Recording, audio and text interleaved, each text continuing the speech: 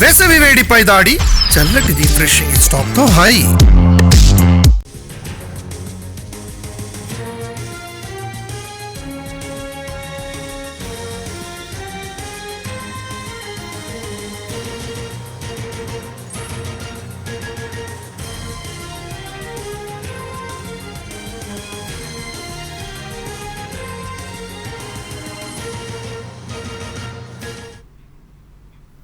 రాజేంద్రనగర్లో వృద్ధ దంపతుల double murder కేసును పోలీసులు ఛేదించారు. గతంలో వృద్ధ దంపతుల దగ్గర పనిచేసిన పాత డ్రైవర్, అతని స్నేహితుడు హత్య చేసినట్టు పోలీసులు తేల్చారు.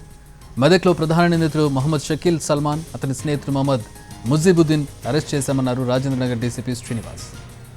డబ్బుల కోసం ఇద్దరు దంపతులను కిరాతకంగా హతమార్చారని తెలిపారు. టెక్నికల్ ఎవిడెన్స్, సీసీ ఫుటేజ్ ఆధారంగా కేసు డిటెక్ట్ చేశామన్నారు డీసీపీ.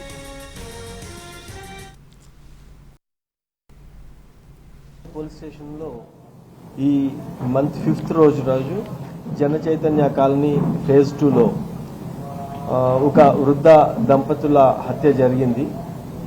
దాంట్లో షేక్ అబ్దుల్ హమీద్ అని వాళ్ళ వైఫ్ రిజ్వానా, వీళ్ళిద్దరిని కత్తులతో పొడిచి క్రూరంగా చంపడం జరిగింది. కేసులో ఇద్దరు నిందితుల్ని అరెస్ట్ చేయడం జరిగింది.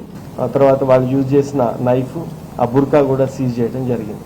పోలీస్ స్టేషన్లో ఈ మంత్ 5th రోజు జన చైతన్య కాలనీ ఫేజ్ 2లో ఒక వృద్ధ దంపతుల హత్య జరిగింది. దాంట్లో షేక్ అబ్దుల్ హమీద్ అని వాళ్ళ వైఫ్ రిజ్వానా, వీళ్ళిద్దరిని కత్తులతో పొడిచి క్రూరంగా చంపడం జరిగింది. కేసులో ఇద్దరు నిందితుల్ని అరెస్ట్ చేయడం జరిగింది.